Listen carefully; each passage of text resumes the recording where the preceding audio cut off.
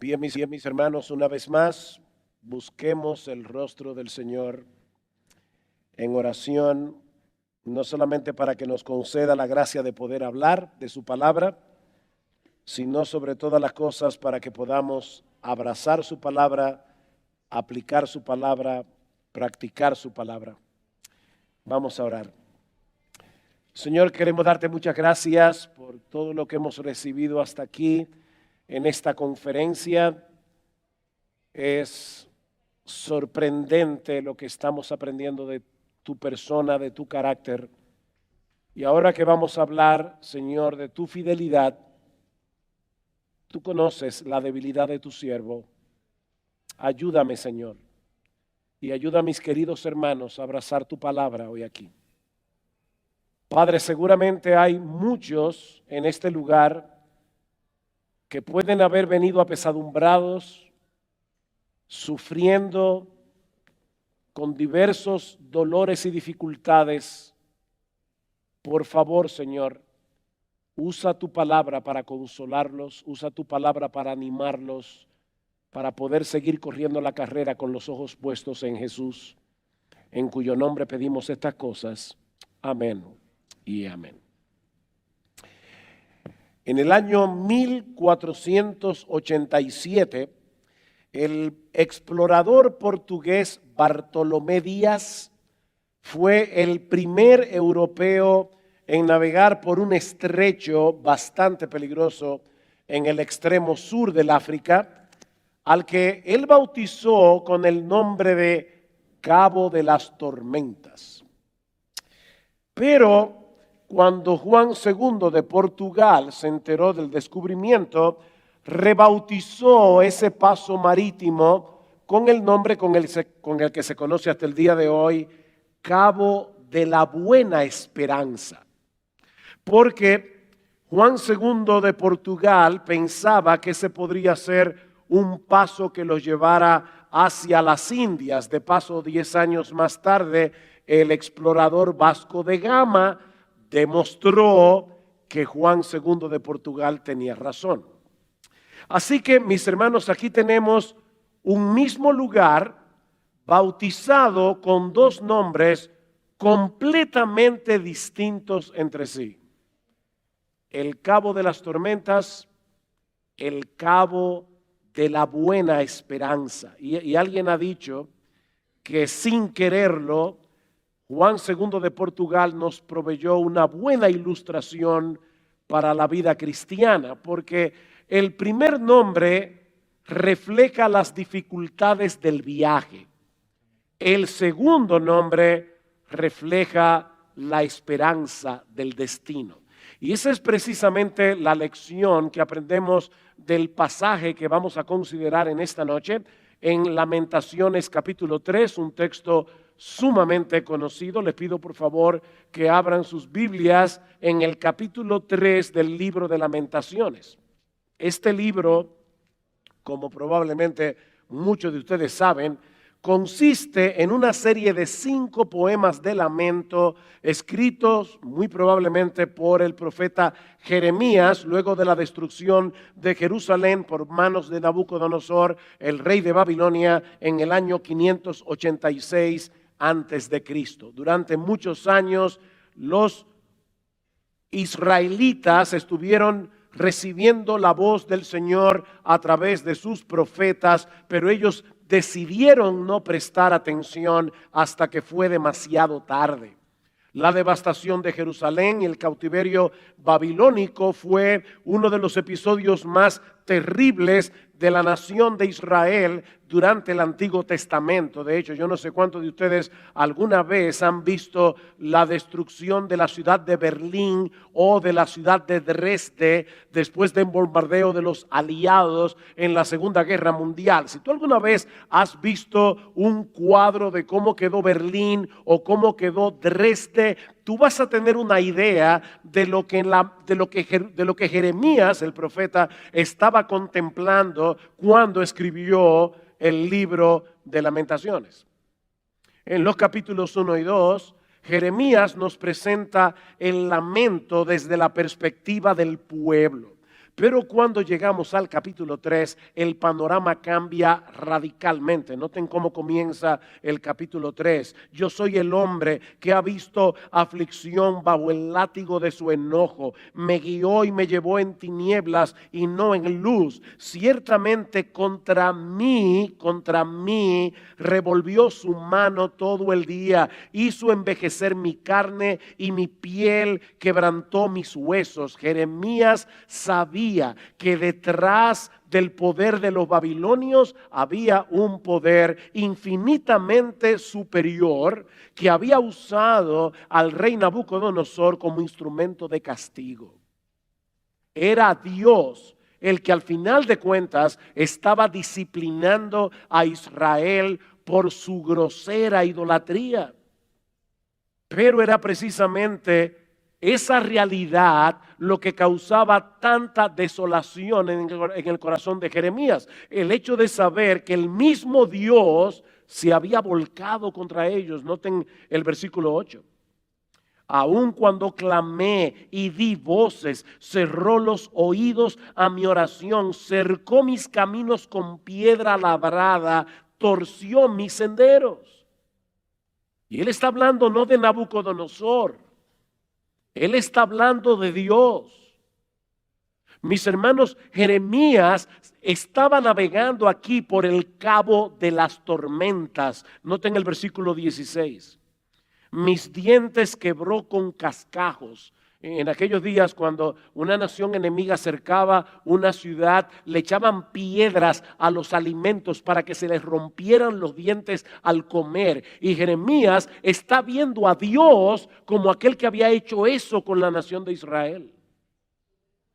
Mis dientes quebró con cascajos, me cubrió de ceniza y mi alma se alejó de la paz. Me olvidé del bien y dije, perecieron mis fuerzas y mi esperanza en Jehová. ¿Se dan cuenta, hermanos? Jeremías está navegando por el cabo de las tormentas. Pero cuando llegamos al versículo 21, que es probablemente el pasaje de Lamentaciones más conocidos en el pueblo evangélico, el panorama cambia abruptamente. Versículo 21. Esto recapacitaré en mi corazón y por lo tanto esperaré. El cabo de las tormentas de repente se había convertido en el cabo de la buena esperanza. Y nos preguntamos, ¿qué es lo que ha pasado aquí? Porque las circunstancias de Jeremías seguían siendo las mismas. Nada había cambiado, pero él había cambiado. Él había cambiado. Jeremías había tomado la decisión de contemplar el panorama a través del carácter de Dios, no a través de las circunstancias. En otras palabras, su teología cambió su perspectiva. Mis hermanos, es imposible para un creyente enfrentar las dificultades de la vida sin una buena teología. Y hay al menos 4 grandes verdades en este pasaje que serán de mucho consuelo para nosotros cuando nos toque navegar. Y noten que no dije si nos toca, porque nos va a tocar. Cuando nos toque navegar por las dificultades y tribulaciones de la vida. La primera enseñanza que podemos extraer de este pasaje es que Dios nos ama con un amor que no termina, con un amor que nunca cambia. Vean el versículo 22. Por la misericordia de Jehová no hemos sido consumidos, porque nunca decayeron sus misericordias. La palabra que se traduce aquí como misericordia es un término muy rico en su idioma original, Gesed. Señala hacia una clase de amor que se encuentra enraizado en el pacto de Dios con su pueblo. Por eso podemos traducirla como lealtad al pacto, amor de pacto, misericordias del pacto. Pastor, ¿y qué es un pacto? Bueno, yo no puedo meterme en ese tema esta noche, pero creo que a lo largo de esta conferencia esto se ha repetido más de una vez. En una forma muy sencilla podemos decir que un pacto es una promesa de Dios sellada con su juramento. Es un pacto, es una promesa sellada con su juramento. Dice el autor de la carta a los Hebreos que cuando Dios hizo la promesa a Abraham, Génesis capítulo 15, no pudiendo jurar por otro mayor, juró por sí mismo. ¿No ven? Dios prometió, Dios juró, para que por dos cosas inmutables en las cuales es imposible que Dios mienta, su promesa y su juramento, tengamos un fortísimo consuelo los que hemos acudido para asirnos de la esperanza puesta delante de nosotros. Como decía Sam Waldron hace un momento, el amor de Dios no depende de sus emociones. El amor de Dios no es como el tuyo y el mío, que depende del lado de la cama del que nos levantemos, o el ánimo que tengamos ese día en la mañana, o el día que tuvimos ayer. No, el amor de Dios depende de su voluntad.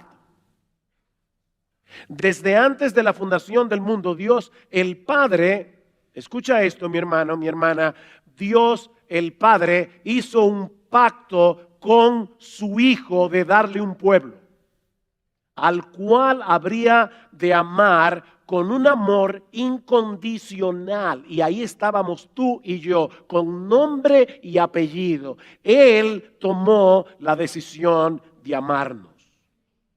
Es por eso, maridos, varones, masculinos, es por eso que Dios siempre será nuestro modelo para entender de qué se trata el matrimonio. Porque el matrimonio es un pacto. Las personas del mundo tienen el concepto equivocado de que es el amor lo que sostiene al matrimonio. Fulano, ¿por qué te divorciaste? Porque se me fue el amor. O sea, el amor es como un virus, se te pega y se va. Pero, según la Biblia, es exactamente al revés. Es el pacto del matrimonio lo que debe sostener el amor. Yo debo amar a mi esposa, porque el día de la boda yo hice una promesa. Yo hice una promesa delante de Dios y delante de los hombres de amarla con un amor incondicional, en pobreza y abundancia, en salud y enfermedad. ¿Te acuerdas de esas palabras? Ahí no había ningún sí condicional.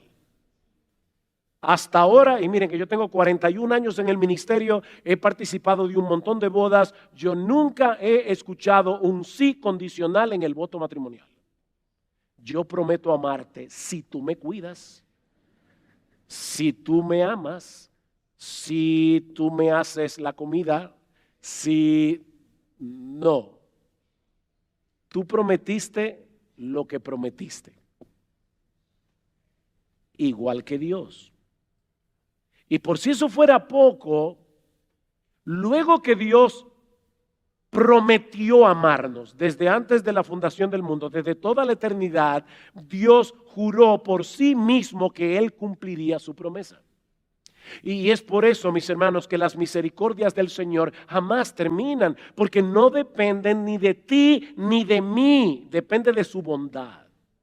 Depende de su bondad. Noten lo que sigue diciendo Jeremías, versículo 21. Y aquí voy a tener que hacer una aclaración exegética, o decir el versículo 22, por la misericordia de Jehová no hemos sido consumidos porque nunca decayeron sus misericordias. Literalmente lo que el texto dice es porque nunca fallan sus bondades. Aunque la Reina Valera traduce misericordia y misericordia las dos veces, en realidad son dos palabras hebreas diferentes. La primera es misericordia, la segunda es la palabra bondad. Y ahora escuchen, mis amadas hermanas, porque esta palabra hebrea que se traduce como bondad en la Biblia de las Américas, misericordia en la segunda palabra de la Reina Valera, es una palabra hebrea que está relacionada con el vientre de una mujer. El vientre. Así como las mujeres cuidan con ternura el fruto de su vientre, o al menos así debería ser, nuestro Dios cuida con ternura a cada uno de los suyos, porque cada uno de los suyos fue engendrado y gestado en el vientre de sus decretos divinos, por decirlo de alguna manera. Así que la primera palabra, misericordia, y la segunda palabra, bondad o bondades, resaltan dos aspectos distintos del amor de Dios que se complementan entre sí.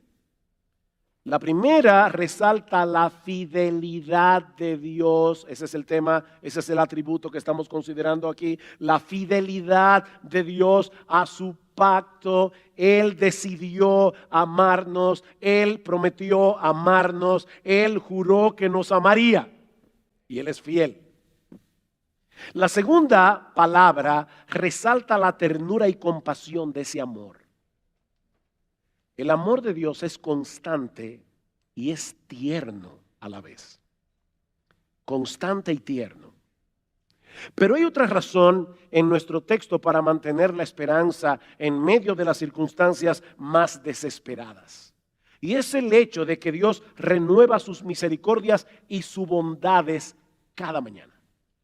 Cada mañana. Versículo 23. Nuevas son cada mañana.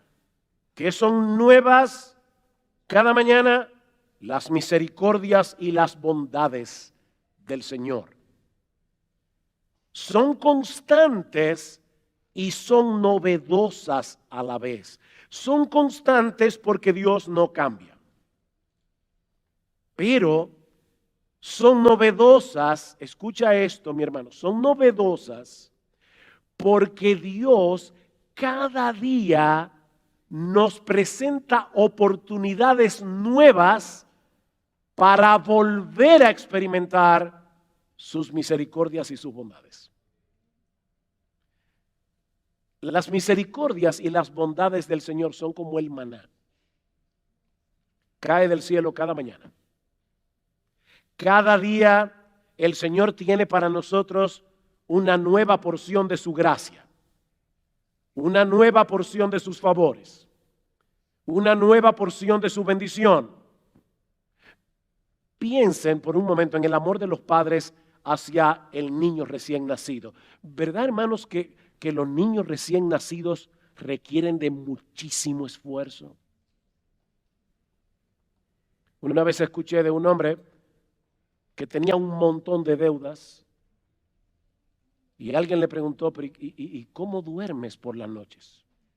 Y él le respondió, como un bebé. Dice, ¿cómo así? Me despierto cada 3 horas llorando. Yo no sé a quién se le ocurrió decir que duerme como un bebé, y los bebés duermen. Los bebés se levantan cada 3 horas llorando con un dispositivo que el Señor les puso, porque los bebés nacen con una obsesión compulsiva por la leche materna. Y hay que satisfacerlos.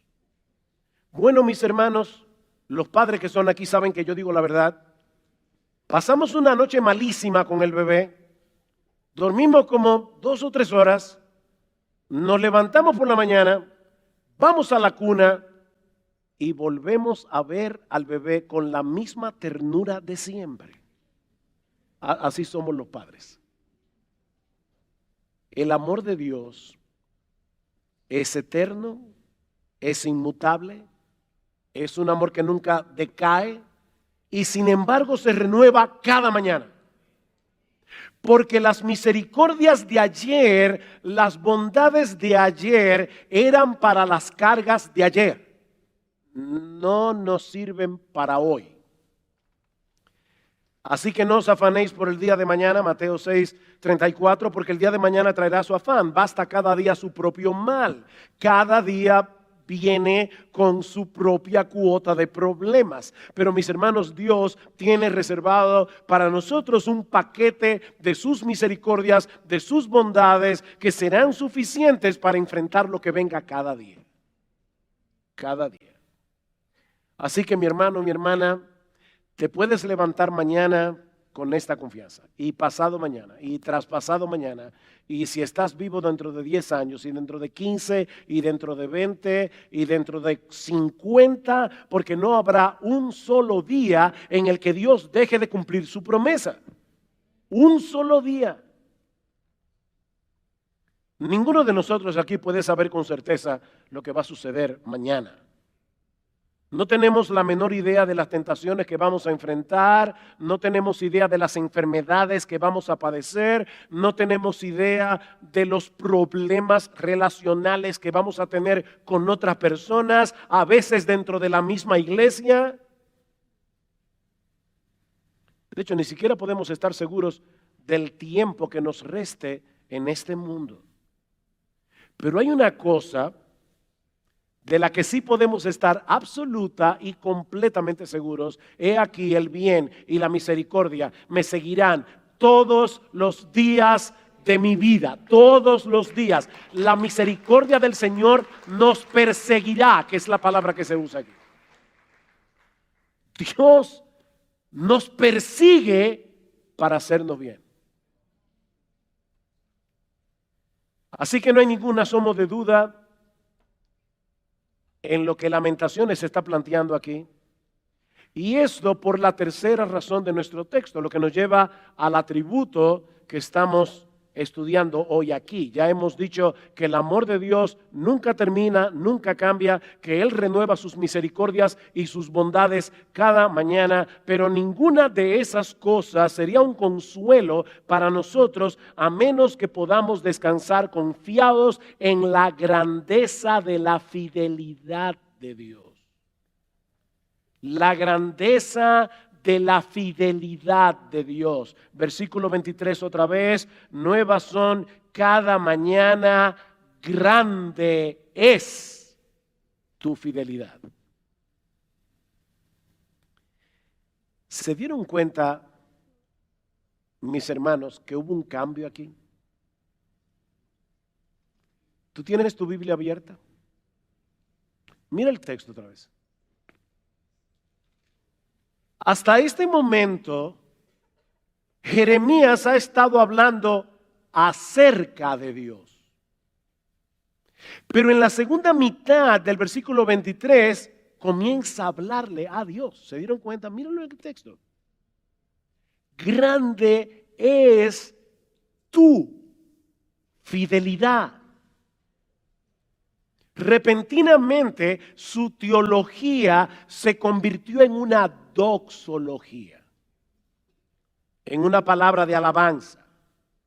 Mira, mi hermano, mi hermana, tú puedes ser todo lo reformado que tú quieras y puedes creer en todas las grandes doctrinas de la gracia, pero si tu teología no te lleva a alabar a Dios, es una teología defectuosa.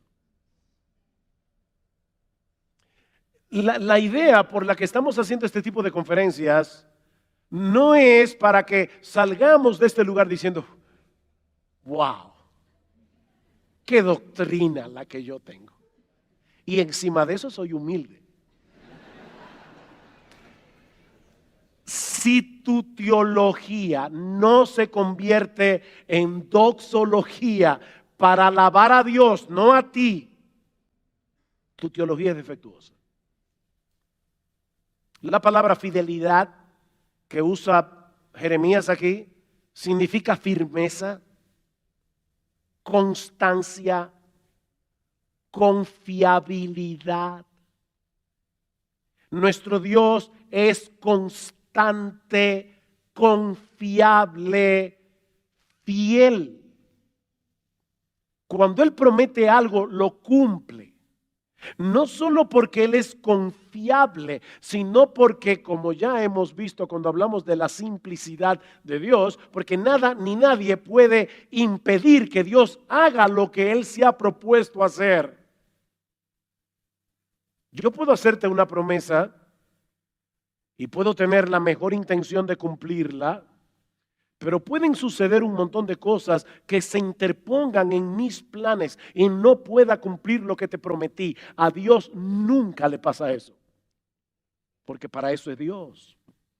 Él es veraz, Él es soberano, Él es omnisciente, Él es todopoderoso, Él es inmutable. No existe nada ni nadie que pueda frustrar los planes de Dios. Él es absolutamente confiable en todo tiempo, en toda circunstancia. Nuestro Dios es fiel en medio de la aflicción. Conozco, oh Jehová, que tus juicios son justos y que conforme a tu fidelidad me afligiste. ¿Oíste eso? Cuando Dios nos aflige, debemos, por nuestra teología, debemos ver su fidelidad detrás de esa aflicción. ¿Sabes por qué? Porque Dios siempre tiene un propósito sabio, bueno y santo detrás de cada una de las dificultades que Él decreta para cada uno de sus hijos. Siempre, siempre, siempre. Así que si tú estás en medio de una aflicción, y probablemente lo estás, alguien dijo una vez que cuando se predica al dolor, nunca nos faltará auditorio, porque siempre hay alguien aquí que está sufriendo. A veces comenzando por el mismo predicador. Pero si te quedas concentrado únicamente viendo la aflicción, estás perdiendo de vista lo más importante, la fidelidad de Dios detrás de la aflicción. Nuestro Dios es fiel cuando estamos siendo tentados. No nos ha sobrevenido ninguna tentación que no sea humana, pero fiel es Dios, que no os dejará ser tentados más de lo que podéis resistir, sino que dará también juntamente con la tentación la salida para que podáis soportar. Dios es fiel cuando tú y yo estamos siendo tentados. Nuestro Dios es fiel en su propósito de santificarnos. Y el mismo Dios de paz os santifique por completo, y todo vuestro ser, espíritu, alma y cuerpo sea guardado irreprensible para la venida de nuestro Señor Jesucristo. Fiel es el que os llama, el cual también lo hará. Dios es fiel. Uno de los libros que más bendición ha traído a mi vida, excepto en los últimos 2 capítulos, es el libro de C.S. Lewis, El problema del dolor. Y digo excepto los últimos 2 capítulos porque Lewis era un buen apologista, pero no era un buen teólogo. Tristemente. Pero una de las cosas que dice C.S. Lewis en ese libro es que muchas veces nosotros somos como un canvas, somos como un lienzo en el que hay un artista que está tratando de plasmar en ese lienzo su obra maestra, la obra por la que él será recordado por siempre. Y el artista pinta y luego raspa porque no le quedó como él quería, y vuelve y pinta y luego raspa y vuelve y pinta. Y si tú y yo fuéramos el lienzo, le diríamos: por favor, yo me contento con ser un garabato. Pero el artista es fiel y está empeñado en santificarnos para hacernos iguales a su Hijo. Y Él es fiel. Fiel es el que os llama, el cual también lo hará. Nuestro Dios es fiel en perdonar. Cuando venimos a Él en arrepentimiento, si confesamos nuestros pecados, Él es ¿qué? Fiel y justo para perdonar nuestros pecados y limpiarnos de toda maldad. Mira, mi hermano, el diablo es muy cruel. Y cuando nosotros pecamos y venimos delante del Señor pidiendo perdón, Viene una vocecita que nos dice, qué bueno, después que hiciste lo que hiciste, ahora tú crees que Dios te va a perdonar. Déjame decirte algo, el perdón de Dios no depende de que tú no te sientas culpable. El perdón de Dios depende de su promesa. Él prometió que si confesamos nuestros pecados, Él es fiel y justo para perdonar. Y alguien dirá, ¿y qué tiene que ver la justicia con esto? Yo esperaría que el texto dijera, Él es fiel y bueno. Él es fiel y misericordioso. Él es fiel y compasivo. Pero eso no es lo que el texto dice. El texto dice, Él es fiel y justo. ¿Saben qué tiene que ver la justicia de Dios con el perdón de Dios? Que ya Jesucristo, nuestro Salvador, recibió el castigo que merecen todos tus pecados y los míos. Y como Dios es justo, Él no te va a castigar a ti ahora por el pecado que Él ya castigó a su Hijo en la cruz del Calvario.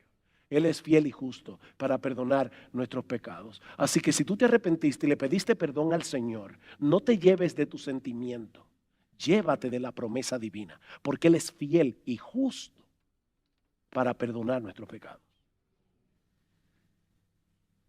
Nuestro Dios es fiel, absolutamente fiel, siempre fiel. Cada palabra que sale de su boca se cumplirá, porque Él no es más o menos fiel. De hecho, nadie puede ser más o menos fiel. La fidelidad es una de esas cualidades que son absolutas. Mis hermanos, ¿cómo se les llama a los esposos que son fieles a sus esposas un 99%? Se les llama adúlteros.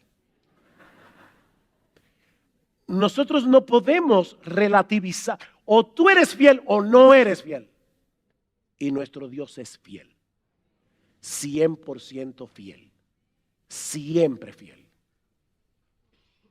Gloria al Señor.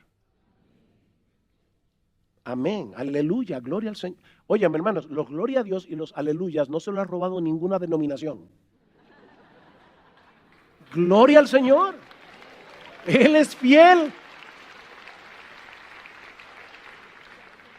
Es imposible que Dios sea inconsistente, es imposible que Dios se contradiga en algo que Él ha dicho, porque Él no puede negarse a sí mismo. Dice Pablo en 1 Timoteo capítulo 2, versículos 3, el cielo y la tierra pasarán, pero mis palabras no pasarán. Y ahora yo te pregunto, ¿tú crees eso?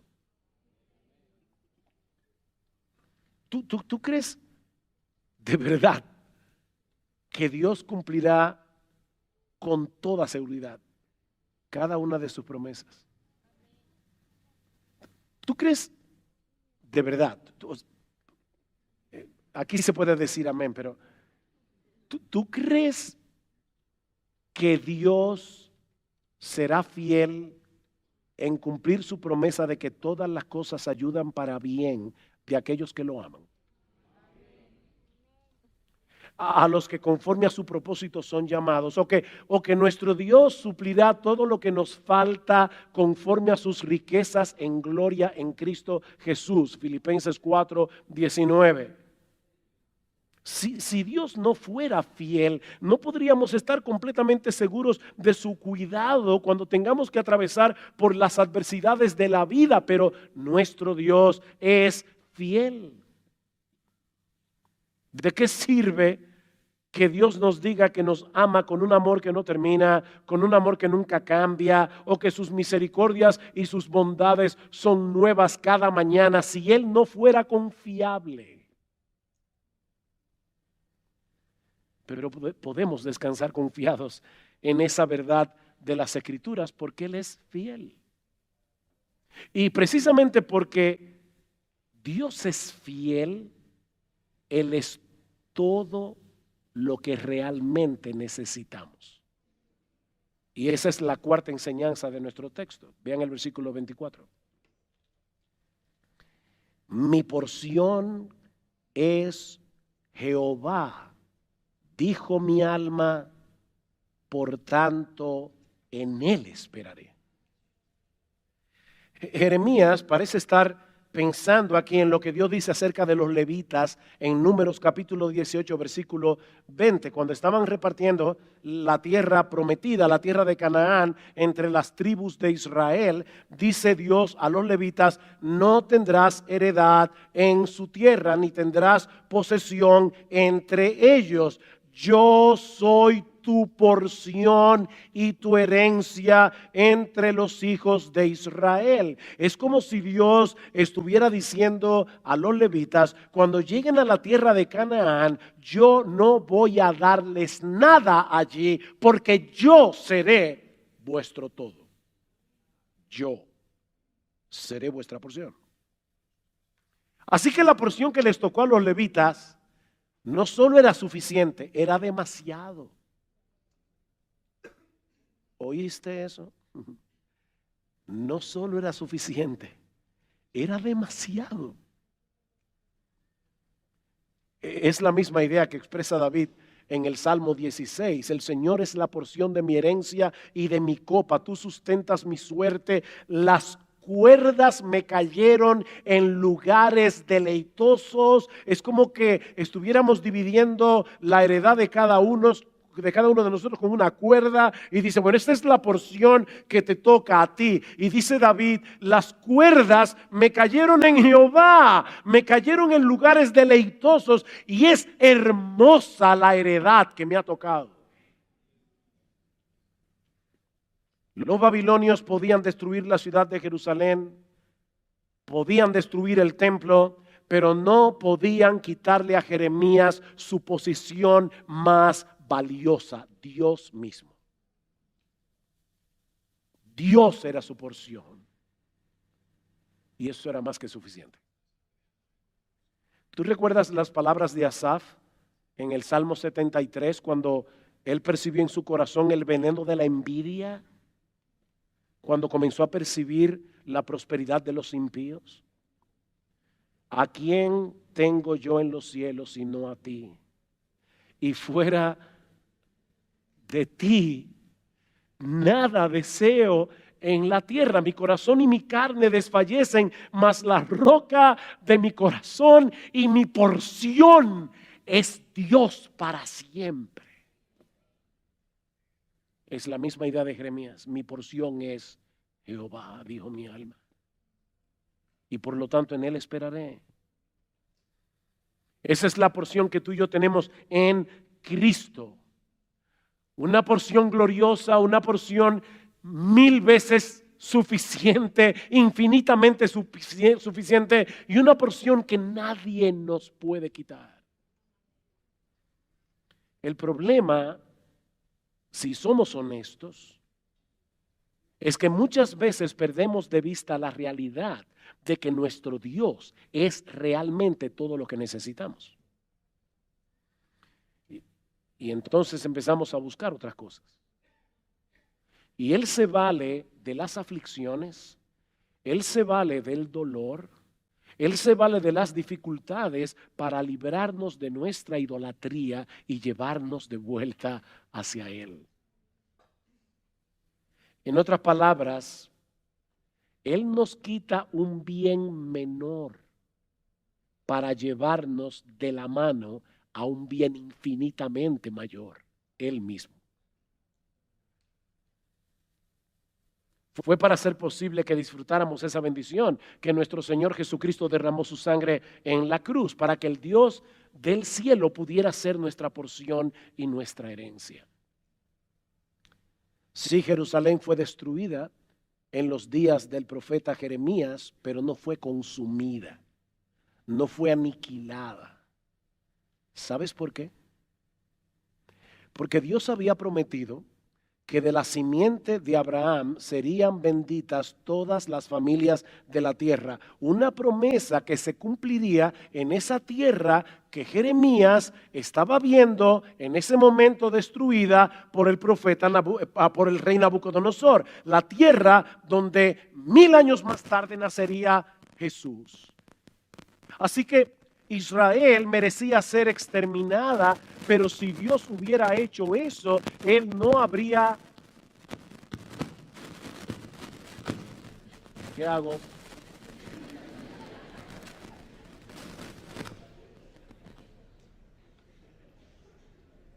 Un caribeño, verlo hablar con una sola mano es muy difícil. Ok.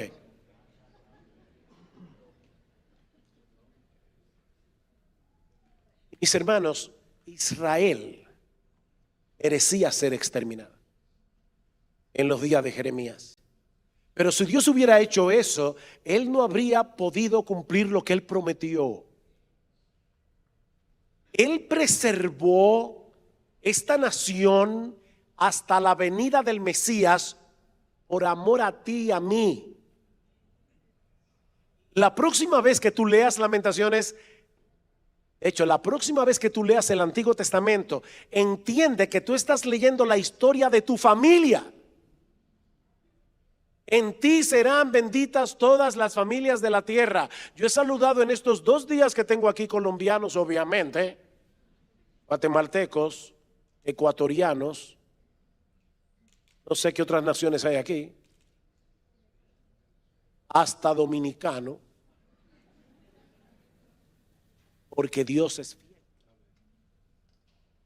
Y Él preservó esta nación hasta que naciera Jesús y hasta que fuera crucificado y hasta que resucitara al tercer día y hasta que ascendiera a los cielos para bendecir a gente que Él escogió de toda tribu, pueblo, lengua y nación. Que Dios es fiel. Precisamente porque Él es un Dios fiel, es imposible que Él pasara por alto nuestros pecados. Es imposible. Porque su justicia no hubiera quedado completamente satisfecha. Y eso fue lo que Él hizo a través de la muerte de su Hijo. La cruz es la máxima expresión del amor, la justicia, la santidad y la fidelidad de Dios. Es por causa de nuestro precioso Salvador que todas las promesas de Dios ahora para nosotros son sí. A los Corintios 20. En Cristo, en Él, todas las promesas de Dios son sí y amén. Porque Cristo, como el descendiente, el gran descendiente de Abraham, es el receptor por excelencia de todas las promesas de Dios. Y nuestras vidas están escondidas en Él.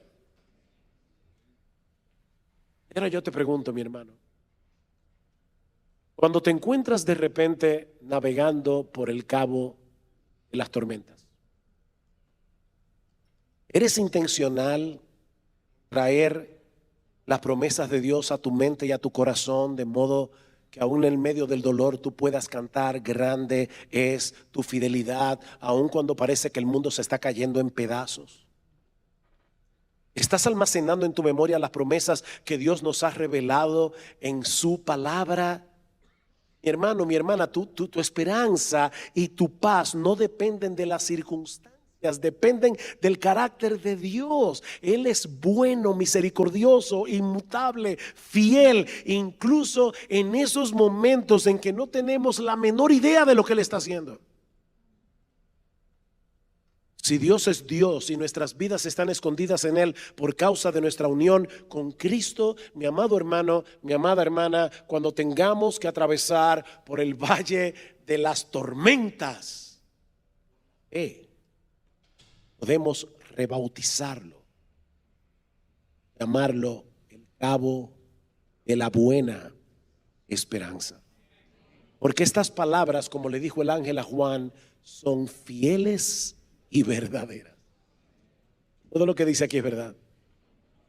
Fieles y verdadera. Oh, mis hermanos, que el Señor nos conceda traer estas verdades a nuestras mentes cuando tengamos que atravesar, o si es que ya estamos atravesando, el cabo de las tormentas.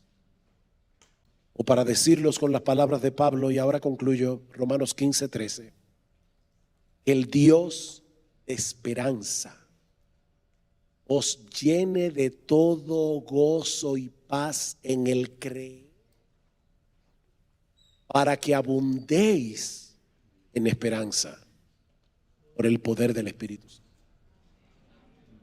Padre, te damos muchas gracias, Señor, por tu bendita palabra. Te damos gracias por tus promesas. Y te damos gracias sobre todas las cosas por ese Cordero que fue inmolado, en quien todas tus promesas son sí y amén. Alabado sea tu nombre y alabado sea el Cordero, en cuyo nombre pedimos todas estas cosas. Amén y amén.